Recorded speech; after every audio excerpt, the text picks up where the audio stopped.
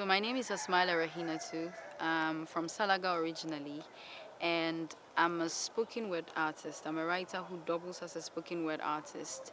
And my first time engaging with YAFL was in 2023 on the workshop for Arts for Change, and we worked on abstract thinking.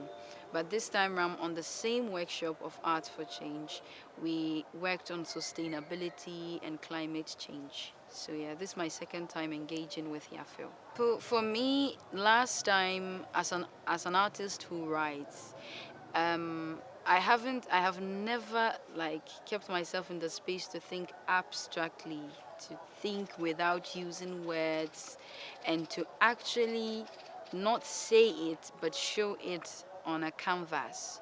So with abstract thinking, we worked using shapes like rectangles, squares, circles to express the thoughts that we have. Something that I would have used words to do, I used shapes and figures, abstract things basically, to express this on a canvas. And for me, it was a different level of, it took my thinking to a different level as an artist, because I only work with words and I write and I speak.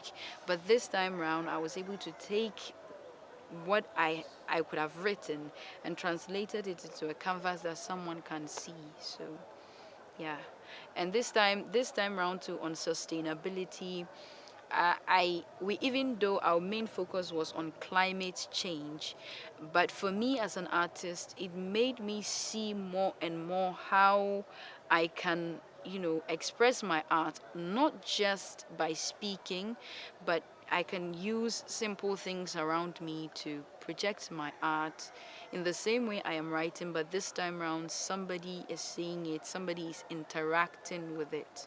So yeah. So for me, where I come from, I'm someone who loves history, and I love history, and I like to read about history, and I like to engage with history. I come from a place that has a lot of historic, I mean, importance, even in the transatlantic slave trade.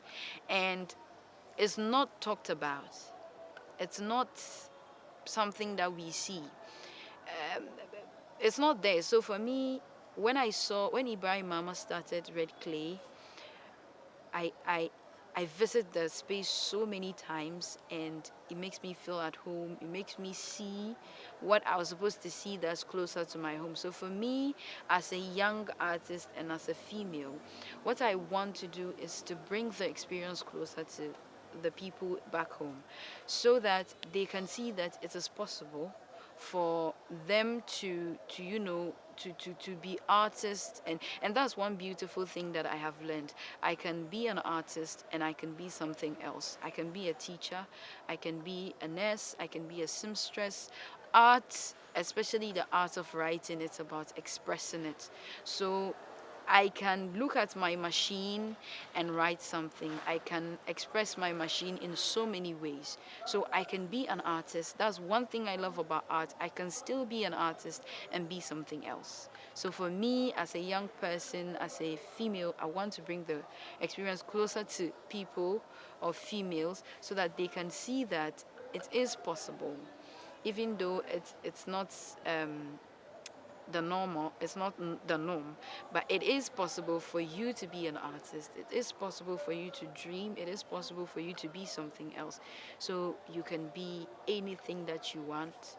Just think about it. So for me, I would think Yafo should move to places like Salaga, because growing up, there are not so many things that happens in Salaga.